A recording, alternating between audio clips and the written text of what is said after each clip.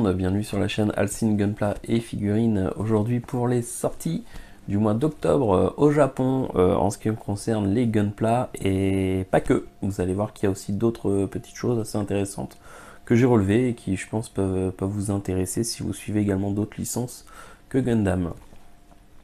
Donc ce mois-ci au Japon sort pour ce mois d'octobre 2021 donc première chose dans la gamme des Entry Grade. Alors vous avez vu, c'est une nouvelle gamme qui a commencé il y a pas très longtemps, ça doit faire à peu près un an et demi. Donc qui est en fait une gamme à l'échelle 1/144, mais dont la simplicité de montage est plus simple que du high grade. C'est surtout une gamme d'entrée de gamme, ça porte bien son nom, destinée un peu aux débutants pour leur permettre de s'initier au montage de Gunpla. Généralement on peut monter les pièces sans avoir besoin de pince ou de quoi que ce soit, les pièces s'arrachent bien toutes seules de la grappe. Les grappes sont conçues de telle sorte que justement ça soit fait pour des enfants qui puissent enlever les pièces sans forcément utiliser de pince coupante. Alors, vous pouvez également le faire, hein, ça sera de toute façon plus propre que arraché à la main, mais ça laisse, si vous le faites à la main, ça laisse très peu de traces et le montage est très simple. Et en même temps, on obtient un Gunpla qui est très détaillé. Les Entry Grade, ils sont vraiment très sympas. Moi, j'ai monté le RX78-2 de base avec mon fils qui a 7 ans. Il a réussi à le faire tout seul sans problème, hein. Bon, il avait déjà monté des SD avant, etc. Mais le résultat, que ce soit au niveau des articulations, au niveau des couleurs des pièces et tout ça, donne vraiment un très bon résultat. Et c'est pas du tout un truc de bas de gamme, quoi. On est vraiment sur du niveau, c'est équivalent à du high grade au final, même parfois avec des meilleures articulations. Donc c'est très sympa et c'est à petit prix, hein. Vous pouvez en trouver aux alentours de 5-6 euros de base. Et puis là du coup va sortir ce mois-ci donc un RX78-2 Runebox Snow Image Color vert, donc du coup avec des couleurs un peu neigeuses, hein, blanc, bleu très clair et tout ça. Et ça sort en fait dans une petite boîte ronde avec quelques goodies qui l'accompagnent. Ce qui fait qu'on a un prix qui est quand même un petit peu cher pour de l'entry grade. On est à 12,60 € à peu près au Japon. Voilà, donc on est à peu près à 7-8 € de plus que le prix de base normal. Mais voilà, vous avez une belle petite boîte décorative en métal, je crois, avec pas mal de goodies à l'intérieur, donc c'est aussi sympa. À voir s'ils vont le sortir en version simple, sans tous ces à côté là. Bon, on verra bien. Ensuite, on est sur du high grade avec du coup le HG Gundam Gremory qui sort ce mois-ci au prix de 15,16 € environ au Japon. Donc c'est un Gundam issu de la licence Iron Blooded Orphan. Voilà, j'ai pas souvenir qu'on le voit apparaître dans les animés, donc je pense qu'il vient plus, je pense des à côté, peut-être un manga ou peut-être le jeu sur mobile, hein, qui existe. En tout cas, moi, il me dit pas grand-chose visuellement. J'ai beau chercher dans ma mémoire, je me souviens pas l'avoir vu, en tout cas dans la première ou dans la deuxième saison. Bon. 15,16 € pour du high grade de cette licence Iron Blooded Orphan, ça va, normalement, les prix au niveau de cette licence-là, ils sont plus aux alentours de 12-13 €. Bon, là, on arrive à 15 €, sachant que tout augmente un peu au niveau des matières premières, etc. ces derniers temps, donc fatalement, les prix des maquettes également. Ensuite, nous entrons dans la licence des SD World Heroes, une petite série d'animation sur les SD, qui est diffusée en ce moment, alors je sais plus sur quoi, je l'ai pas regardé personnellement, donc je sais pas ce qu'elle vaut. Mais du coup, on a deux sorties de cette licence-là, donc c'est du SD, comme je l'ai dit.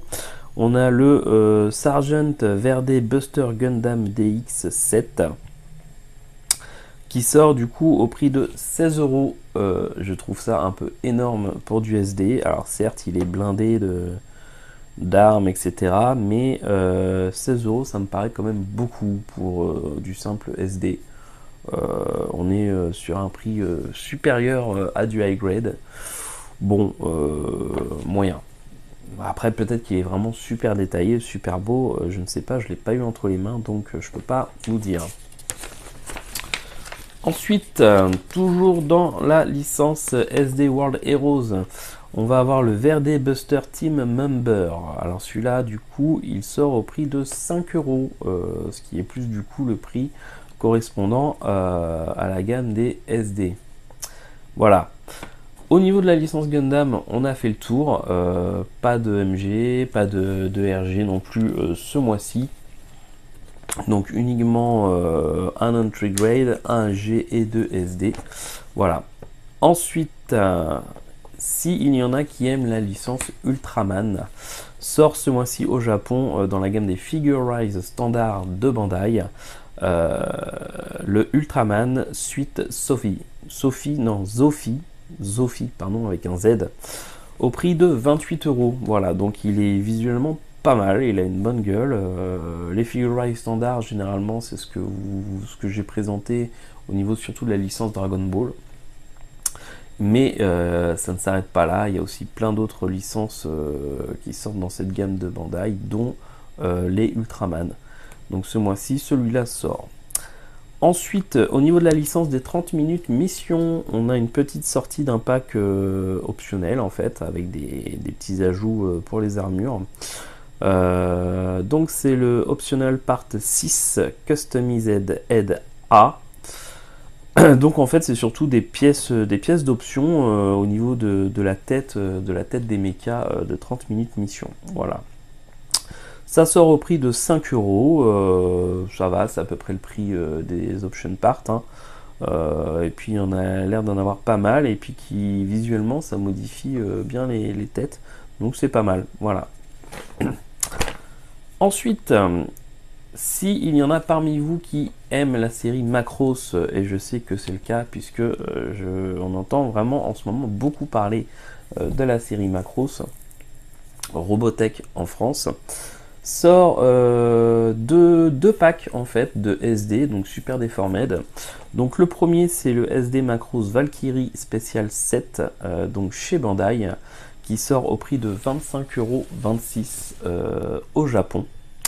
Et dans la foulée, ce mois-ci sort également le SD Macross Valkyrie Special 7 numéro 2. Et au même prix, 25,26 € environ au Japon. Voilà, donc deux sets de 4 SD de Macross chacun, hein, donc des représentations des Valkyries de Macross. Et le prix, je trouve le prix, c'est du SD, ouais, ça va, ça passe. Au niveau de la licence Patlabor. Alors Patlabor, pareil, hein, depuis, je crois que c'était l'anniversaire des je sais plus combien d'années, il y a 1 an ou 2 ans. Donc on a eu plein de produits Patlabor. Et là, en l'occurrence, c'est la marque Aoshima qui fait beaucoup de maquettes un peu plus traditionnelles, qui nous sort à l'échelle 1/43e le Patlabor AV98 Ingram Unit 1 au prix de 50 €. Donc un prix assez élevé hein, pour une maquette qui a l'air quand même assez sympathique. Hein, je ne sais pas ce que vous en pensez.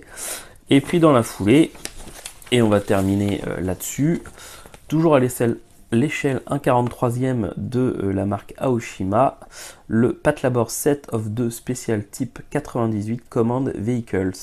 Voilà, donc ces deux petits véhicules en fait qui sont à la même échelle que le mecha précédent, et qui donc complète cette gamme et qui sort lui au prix de 22,90 €. Voilà. Bah écoutez, on a fait le tour hein, des sorties du mois d'octobre en ce qui concerne le Gunpla, le hobby. Alors évidemment, il n'y a pas tout. Je vous ai surtout parlé de ce que moi j'ai repéré qui était susceptible de m'intéresser, voilà, hein, que je trouvais sympa par rapport au goût des personnes qui, je sais, enfin pour certaines, regardent la chaîne, voilà. Donc j'espère que cette annonce de sortie vous aura plu, qu'elle vous aura permis de repérer peut-être certaines maquettes qui pourraient vous tenter. Et puis voilà, dites-moi dans les commentaires s'il y en a une plus que d'autres qui vous fait envie, et puis si cette vidéo vous a été utile ou pas. Voilà, en tout cas je vous remercie d'avoir pris le temps de la regarder, ça me fait très plaisir, et je vous dis à très bientôt, prenez bien soin de vous.